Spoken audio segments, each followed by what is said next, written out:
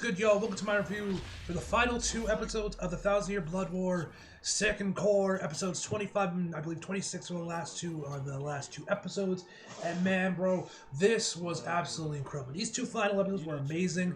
We did not get the Ichigo versus Uryu fight. Hell, they didn't even meet up at the end of this core. So I'm assuming core 3 is when we're gonna have to finally wait to get the fight, which does make me wonder why they were doing all this stuff with promotional artwork, with the posters and the OP.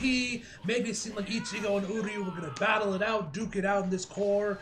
I mean, I guess they kind of did at the start, like a few episodes back, but don't know why they were marketing a lot of that one. If they weren't going to do the fight then, I feel they should have done all this for Core 3, but whatever the case may be, I guess Core 3 will have to wait to get the Ichigo versus Uryu fight, if we even get it. Like, at this point, I don't even know if we'll even get that fight. Hopefully we do, but we'll have to wait to see that. Also, that Uryu line that was in the trailer, that everyone was pointing to, like, oh, it doesn't appear it did not end up being in the final show, which kind of wonder why they decided to cut that and where that was supposed to be originally when they recorded that line, but whatever the case may be, yeah, man, these episodes are amazing. The Ichibe and Yuha fight was incredible, man. We got to see Shirata's Bankai, which was incredible, man. While these last 2 episodes weren't like a massive, like, Sakuga fest for the Ichibe fight, it still looked amazing. The animation we did see in the new, and I'm assuming the new content, which I don't know if that was Shirata's Bankai, if that was new content, or that was in the manga, man. Regardless, man, that looked incredible, man. Just these last 2 episodes, man, just looked so fucking good, man. But yeah,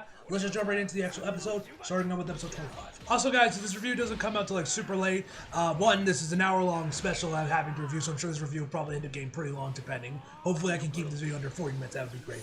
But yeah. Also, NXT No Mercies today, as some of you guys may know. So if you guys don't see the review till really late, that's why. As usual, I'm hoping to get through all the audio before that. But 2 episodes, I gotta go through, man. So we'll have to wait and see on that. But anyway, guys, let's just jump right into the episode. So we start the episode off with Yoruichi's brother. Yes, Yoruichi has a brother. I did look this up just to know if this was already pre-established, if this character had already made an appearance in the Bleach anime up to this point. No, this is their first introduction, both the anime and the manga. So yeah, everybody, this is our first time learning that Yoruichi had any siblings. Which actually, at first, I thought this dude was like I thought this was like that Yoruichi had a sister.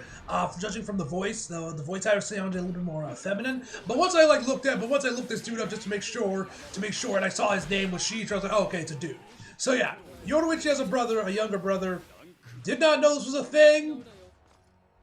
Cool, I guess. But regardless of that, man, he is running over to Urahara, but we also see that Hiyori and the crew are there already there, ready to go in there, ready to go off to the Soul Palace to help out Ichigo and the crew, as apparently that was the original plan. But of course, as we know, Urahara already set up Yoruichi, and Ichigo and the rest already up there, so, you know, kind of leaving Hiyori and the crew high and dry. And Uryu explains them that they've already left and that the change of plans, and, you know, Hiyori isn't really fond of this idea, thinking that maybe that they just sent Yoruichi and Ichigo off to die, as long as they can delay the enemy just a little bit longer. This is when Yoruichi's brother, Shiori finally makes his appearance, and he catches up with everybody. He is depressed that he is fallen behind his sister and that she left without him and everything. So we then head back over to the Soul Palace, where we see Ichibe and Yuha right about to begin their fight. We get we get to see what we saw at the end of the last episode, where Ichibe told them, "Don't be surprised if you lose your voice." Before we head back to the #1 Zapata creator, as he stares down Hashwald and Uryu, saying that he'll kill his successor first, and is wondering which one of the 2 is his successor. Now, this is where I thought we were going to get that line about saying, I am Uryu Ishida, and I'm going to kill you, or whatever that was in one of the PVs. But no, that line just never appeared in the anime. Don't know why. It was a really cool, badass line for Uryu, but whatever the case may be, we're back with Ichibe as he's drawing lines in the sand, so to speak. These 2 lines with his paintbrush on this fucking, I don't know, walkway or bridge he's on, and then eventually, and says that he will kill Yuha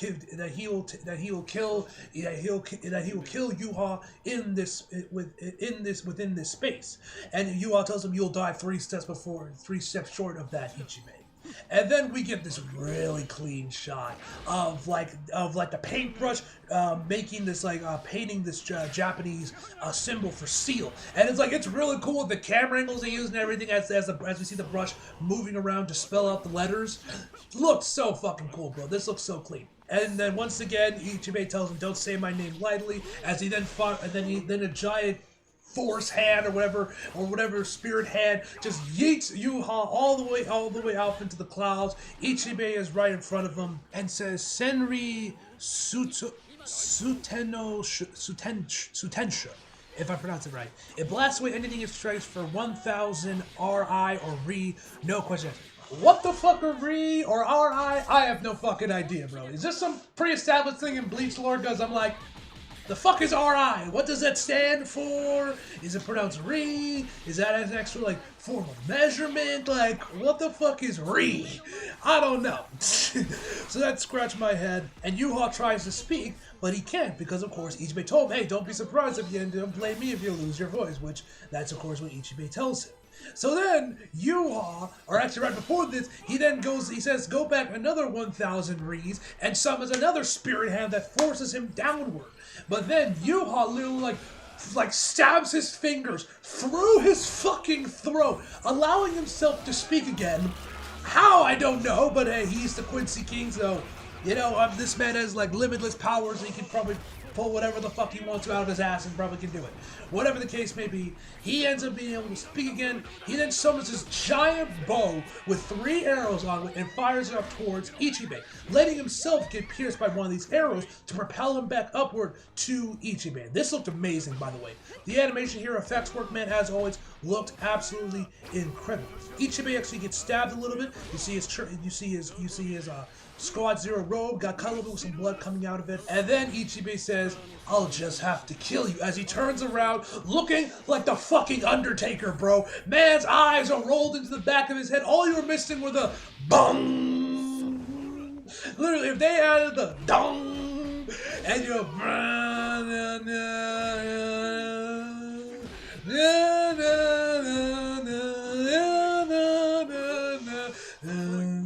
Undertaker's theme, then bro, it would have been perfect.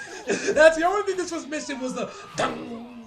And I gotta say, bro, the key animation looked amazing, bro. Whoever animated this, whoever did this key animation frame, bro, man was going the fuck off, bro. This looked absolutely amazing, bro. Like I said, this episode was not a Sakuga fest, but it didn't need to be, man. The key animation, everything else just looked so fucking good, bro.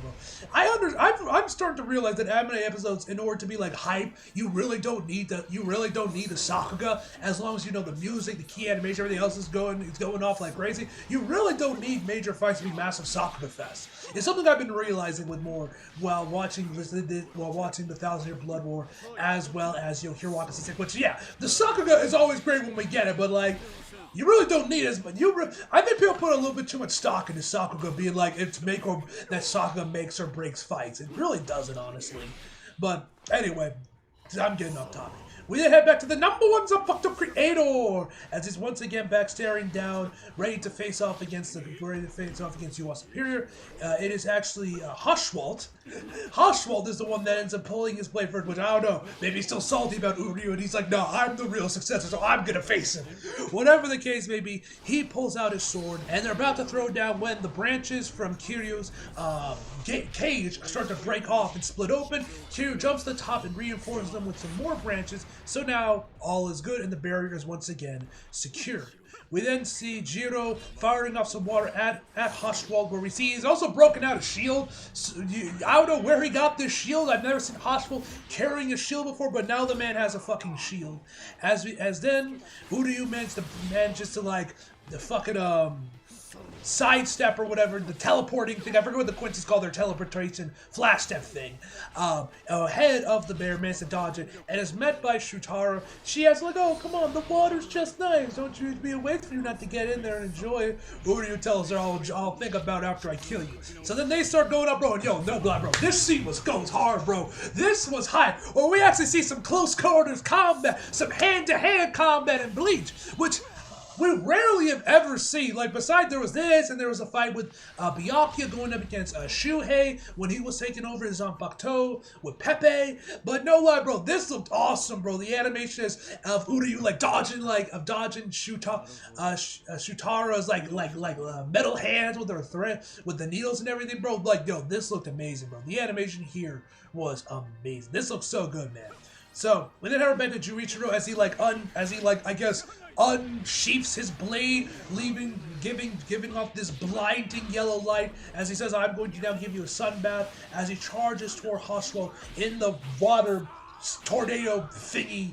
Before we head back over to the #1 Zanpakuto creator, as he starts to fall down to the ground, as he learns that Fuckboy Aizen's power is based that he can lower the lethal dosage of an opponent's blood.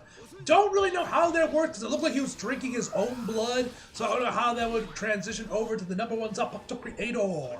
Don't know how that works, but whatever the case may be, it lowers his dosage of blood, meaning that he can no longer move and eventually falls down to the ground. So then we head back with Uryu and Shutara. Once again, the animation here looks amazing. Uryu fires a bunch of arrows at her as she then creates this, umbrella hat thing out of her hands, bro. That looked amazing. Once again, the voice acting here was spectacular. Saying so gentle, just like a spring rainbow. That shot when we see her face peeking through the hat, bro. Lord, y'all already know how I feel about it, bro. So I'm not even gonna go. So you already know I'm not even gonna repeat myself.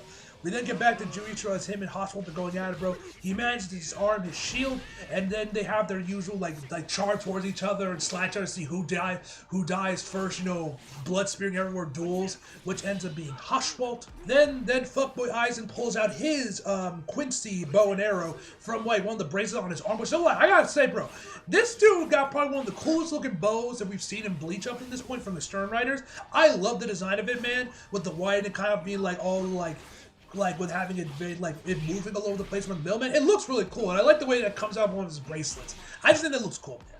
So then the #1 Zanpakuto creator then literally slashes his fucking throat, and he's now back in business, bro. Because he says, if you lower the dose of blood that's in my body to kill me, then boom, I'll just have to let it then drain it out, and all is good. So, and then he explains that he asks him what the #1 Zanpakuto creator's weight is. He says it's about 62 kilograms, and he says approximately volume of blood per kilogram is 65.7 milliliters. At 62, it's a little over 4 liters. So if he loses half of it or 2 liters, he dies of blood loss. So this man is either gonna have to either gonna have to bleed out, or his own blood will kill him. Except that's when Junichiro then covers him up in his red spring water that replaces old blood with new blood. So man is back in business and finishes off Fuckboy Aizen. Then we're back with Shutara as it looks like she throws back Uryu's attacks right back at him.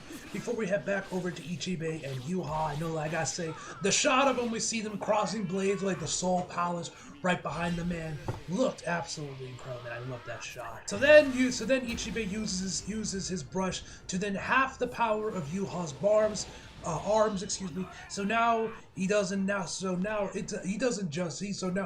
arms, he has R. If I pronounced that right. In the subtitles it said AR. So it cuts off the M and I guess the S in arm. So yeah. No, this power is kind of weird because it's his whole thing is cutting names and then in turn cuts off half of that person's abilities for that thing, so they cut off half. So if the brush cuts your arms names, that cuts your arms power in half, but it looks like more or less just cuts powers in half with the brush. And I guess I don't know. This might be some more Japanese thing about names and meanings and all that shit. I don't know. That's probably more of a Japanese thing. But regardless of whatever the case may be, he loses his arms, and then he also cuts him in, or rather, before we get right there and get a little ahead of himself, Yuha then swings back at Ichibe, but of course, because his arm strength has been cut in half, he's sluggishly, slowly moving his arm, nowhere near as much power as he had before. Before Ichibe then slashes Yuha in half, so now his name is Yuhayo. And which, by the way, yo, Ichibe put some like extra disrespect into this slash when he cut him, when he kicked him back over to like the bridge he was on, and he goes right directly into the two lines he drew that he was going to defeat Yuha in. Where literally when he pushes him back, Yuha hits head first at the edge of the bridge before they're bouncing off and then landing back on the bridge into like the two lines that Ichibe had painted before at the beginning of the fight, bro. Like, man made sure to put a little extra disrespect into that punch by having him hit head first into the bridge. It's like the hard edge of the bridge, bro. That had to hurt, bro. It looked like it hurt, bro. That just looked absolutely nasty.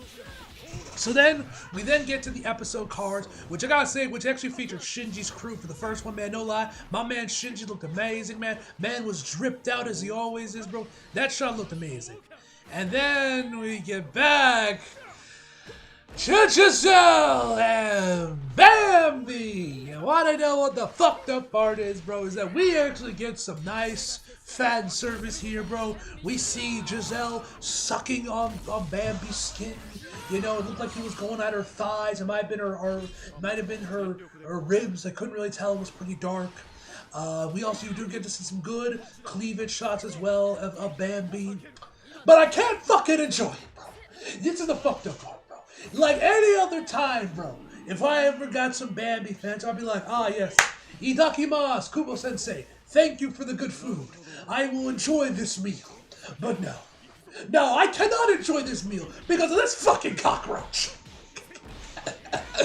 Next thing you guys do, fun fact, guys, check out James' new video he posted about Giselle. He actually says that apparently that his design was based off like a cockroach because the antennas and everything, which I thought was kind of, and also the dude is impossible to kill. So I thought that was fun, but like, this is some bullshit, bro. Why you gotta do something like that, bro? Have we not suffered enough? Have Bambi fans not suffered enough by Giselle from the last episode where she was begging for something? Most likely come.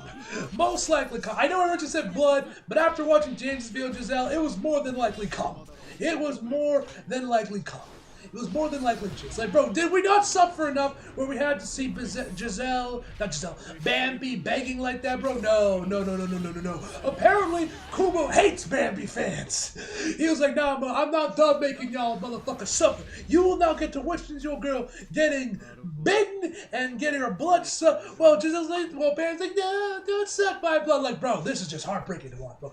I am actively disgusted by this.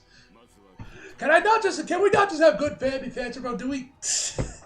I'm just going off on it. But anyway, Giselle is sucking on Bambi's blood. Bambi's begging him not to do it. She doesn't want to die yet. Then she starts banging her head against the concrete, be like, "You're already dead." Blah blah blah blah blah. And the positioning Giselle's in, bro, does not help, bro. In my disgust. Eventually, then Giselle starts grabbing me like, "Oh, so cute. You're so cute." And you're like, bro, I was just disgusted. This was the entire part of the episode. I was absolutely disgusted, bro. And you want to know what made this worse? You want to know what pissed me off? What made this even worse, bro? Lampred finds Giselle, and then we get to the Asa Whalen, where, you know, Yuha starts to replenish his energy by using the unnecessary Quincy's as his fuel to replenish him, as well as the rest of the Sternritters he brought along with him, bro. And I gotta say, love the spear that was in his hand as we see the Asa Whalen going up, bro. It looked amazing, bro. Once again, the effects work in Bleach is incredible. But as we start to see the other Quincy's get taken over, we see judging from like the pictures Kubo posted today, the Mustache Man got taken in there. We had Bosby get taken, although it looks like Bosby might have survived this. We had Candace and Meninas both get taken over by the Osasuela, which sucked because you guys don't know much of Candy. But then we literally see one coming up towards Lampred and Giselle, and Lampred saved Giselle, then they go back into the cave or the hide or wherever they were at beforehand. Which, bro, I was like, bro, not only do they do all this shit with Bambi, bro, not only do you have all of Bambi going on, bro, but then, as the final kick in the nuts, Lampred saves him. Is anyone else as enraged by this as I am, bro? Is any other Bambi fans as pissed off that this fucker still isn't dead yet?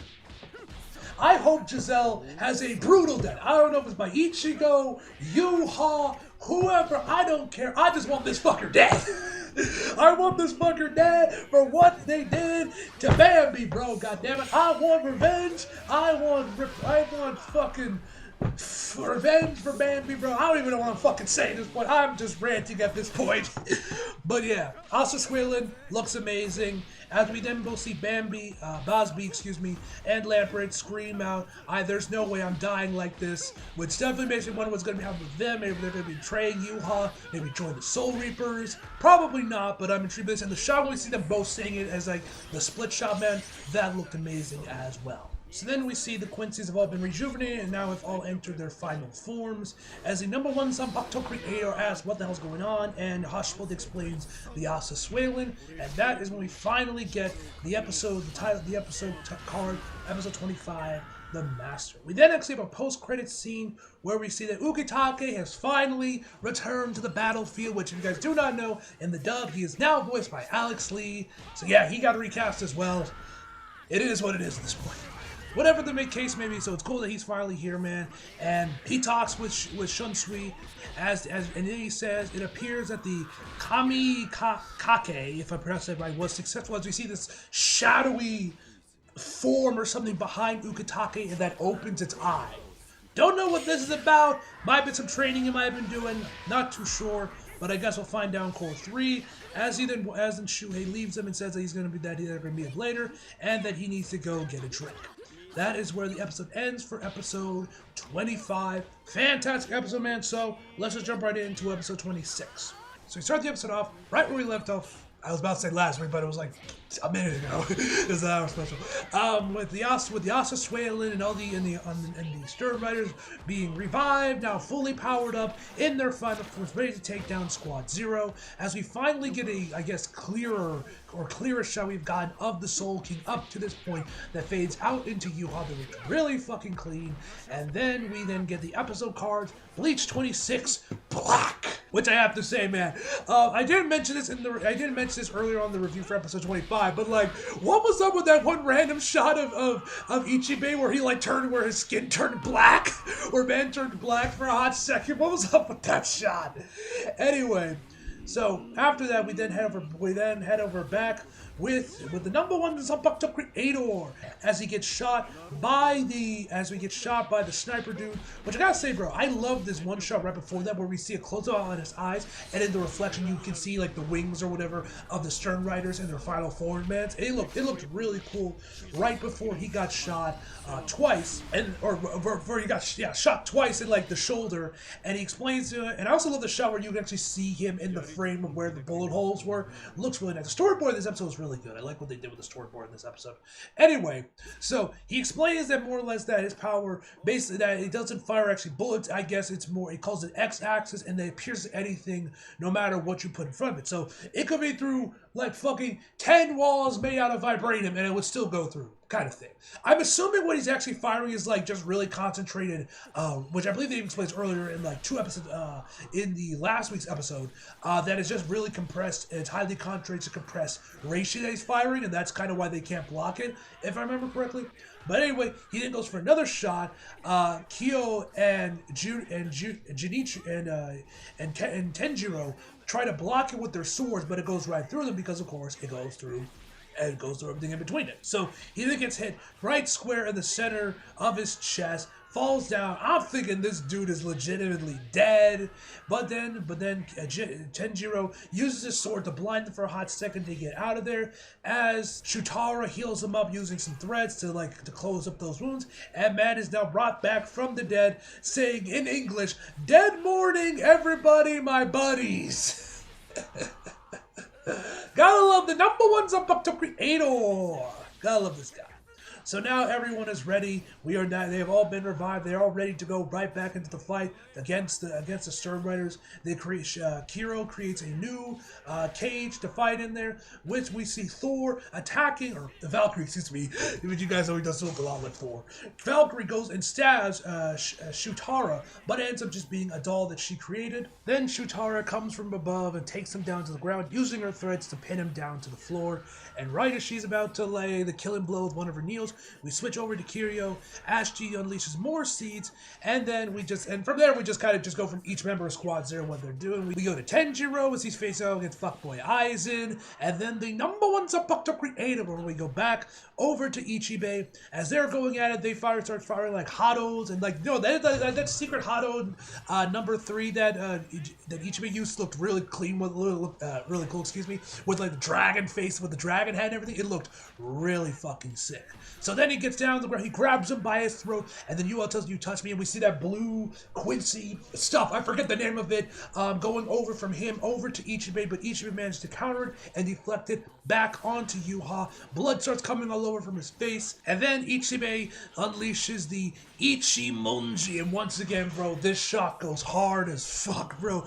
Once again, intense shadowing, his eyes are rolled in the back of his head, bro. We see his paintbrush has now the brush part of his the brush of his weapon has now turned into a blade. Looks amazing. Then they start clashing swords, and we see black paint flying all over the place as it starts to engulf Yuha's sword. Yuha's wondering what's the point of this. All it does is throw ink around. Does it cut the names of half of its opponents like you did before? You should know that no matter what you do, I can always reverse it with my own power.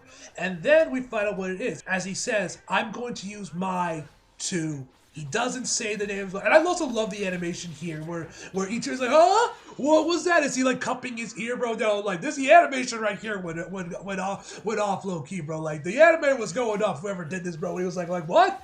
What did you say, you gotta love Ichibe, man. So then he explains that how Ichimonji works is that instead of the brush part of it that takes away half its name, when it turns into a blade, Ichimonji, it takes the name completely, and that does not have a name, has no power. We then have her back to Shutara as she managed to pierce her needle into him, but for whatever reason it doesn't work on him with such a small needle, and man just pops it right back out by puffing his chest up a little bit. Then we head over back to the other members of Squad Zero as the Sternritters start to take the upper hand in their battle. Fuckboy Aizen manages to land a hit on Tenjiro before we head back over to the #1 Zapata Creator as he too gets hit as well. Before we head back over to Yuha and Ichibe, Yuha uses an attack called Sanku Alter, if I pronounce that right, which takes his black and turns it into his own power, which, when he says black, it literally turns Ichibe's beard from black to white, as well as his Soul Reaper robes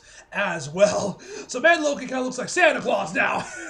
A bald Santa Claus. And no lie, bro, the animation, once again, the effects were on the shot of Yuha as the black starts to engulf into like his already energy and changes colors, bro. Oh, it looks amazing, bro. I might put that on the thumbnail, no lie, bro. That shot looked absolutely incredible. So now the members of Squad Zero have been cornered by the Sternritters, and then the #1 Zapata Creator says that they haven't even used the power of even one core guard squad. Tells everybody to get up and says that Shutara will be the one to defeat them as they all take a knee and all 3 of them kill themselves. Yes, ladies and gentlemen, all 3 members, or I guess 3 of the 4 members, or I guess 5 if you count Ichibe, 3 of the 5 members of Squad Zero kill themselves as we then see their like logos or symbols or whatever represented by these candles, and these symbols all start to blow out, man, which looked really cool, man. I thought this shot looked really fucking nice. As finally, we then see Shutara using her Bankai, as she says that the Squad Zero members, all 3 of them, or most of them are still around. When they use their Bankais, they would destroy the entire multiverse. Blah blah blah blah blah. You guys know the deal. Bankai, Bankai, Bankai. And bro, oh my God, does her Bankai look incredible, bro. I saw some people comparing it to, like, I guess a recent Jujutsu Kaisen episode where we saw like a domain expansion, which also looked really cool. And it was also framed very similar, I noticed as well. Don't know if that was done on purpose or not. Either way, they both look fucking awesome. But yeah, man, when we see like the temple gates, shrine, I don't know what it's called, but you guys have probably seen something like this appear all over if you've seen any real Japanese photos of like the nature and like their temples and shrines, everything. It's one of those type of things. Comes out from the ground, bro. It looks amazing. And like, you guys know that a few episodes back I was complaining that and kind of disappointed that we didn't get to see Shuataro's room when Ichigo was going through his training with Squadron. They skipped that. I was disappointed because her room looked so cool. I wanted to see what they were doing in there. But the fact that we actually got her Bankai, bro, that makes up for it, bro. And and then some, bro. Her Bankai looks incredible, bro. We even get quick cameos from Ryukin and Ishin, which is pretty nice to see, as they all feel like the ground and the world around them shaking as she uses her Bankai. But yeah, man, the lighting here, predominantly black and red lighting, man, it just looks so good as she just starts bodying the various scores to all the Sternritters, man. It looks so fucking cool, bro. This was such a cool sequence, man. This was easily the highlight of the hour-long special, bro. This was the highlight of these 2 episodes, was her just taking out all the Sternritters. And yeah, it just looked amazing. Like, yo, Peria, they went off for this scene, man, of showing off Shutaro's Bankai, man. It looked absolutely just incredible, man. Then we head back to Ichibe and Yuha. Ichibe now has regained the black in all of his clothing as well as his beard. Explain that his power is black, that he takes from Soul Reapers, Quincy's, the living or dead.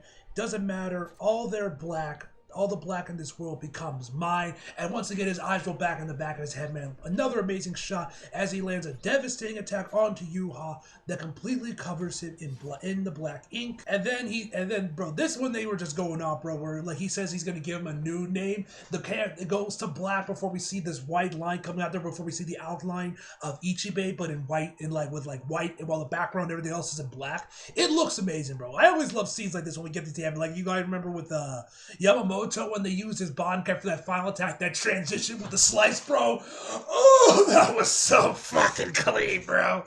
But yeah, this looked amazing as well, as he now has given him a new name, Black, and using the Shinichi Shirafudi Ichimonji, if I pronounced that right, which is more or less his Bankai. Definitely nowhere near as flashy as Shirataro's Bankai. Shirataro definitely has the best Bankai of Squad Zero in my personal opinion. But this looked amazing. Once again, they doing like the paintbrush thing. Looks amazing as he then slaps the kanji or whatever for Black Ant on him as his new name for Yuha. A black ant that crawls on the ground, a frail and fleeting life, as to referring to Yuha and his powers, which, once again, bro, man was just disrespecting you on this entire fight. Like, there was that, like, head shove with the wall he did earlier, and then there was this, bro. Like, man was just disrespecting Yuha in every which way he could think of, bro. So then he stomps on him like he's like the black ant he is, sending him down to the floor before then clapping his hands together with the spirit hands, like crushing Yuha with his hands. And then we finally get to the end credits, where we then get another post-credit scene, which is basically Colin returning with the, what the fuck was it called? Illustrated Guide to Soul Reapers, which you guys know was a thing for like the original anime for a good chunk of its original run, man. I know I saw some people, this is like the one thing I heard people were apparently, from the leaks of this episode, which I didn't see, thankfully, but I did see people complaining about the people that were complaining about the leaks, or that they did leaks, like a Doom posting about this episode, about there being like some 4-minute long comedy sketch at the end of it, which I completely forgot about until I saw this. I was like, oh yeah, there was that. I liked it. I thought this was pretty funny, and I can't wait to hear this with the dub, because I love Cone's dub voice, man, so I'm looking forward to it. And we actually get to see some more of Shirata's room with Renji, so that was nice to see as well. But yeah, that was funny. I like this. I personally like this part of the episode, man. I thought this was funny, and I enjoyed this. And yes, ladies and gentlemen, there it is. I have reached the end of the review for the 1 hour special of the second quarter of the Bleach House of Your Bloomerami, and I still got a few hours to go till NXT No Mercy starts, so hopefully I can get the rest of the review done, edit this all done before then. We'll have to wait and see all that, ladies and gentlemen. But anyway, guys, overall my favorite for this 1 hour special, it's gonna be a 10 out of fucking 10, ladies and gentlemen. What an amazing episode was. Shirata's Bankai was obviously the highlight of the episode, man. So cool that we got to see it, man. Like I said, I was complaining that we didn't get to see her room, and that whole part with Ichigo got skipped, but I'm glad we got to see our Bankai. That definitely made up for it, and then some, man. Fuck Giselle. Hopefully in Core 3 this fucker finally dies. We'll have to wait and see on that, ladies and gentlemen. What's going to be happening with Bosby and Lamprey in Core 3? Are we going to see Ichigo and Uryu finally face off in Core 3? We'll have to wait and see all that in 2024, ladies and gentlemen. And yeah, as always, hope you guys enjoyed the video. Like if you did, subscribe if you're new. Follow me on my socials if you feel like it. Links down across below. And as always, come out for more. See you guys next time.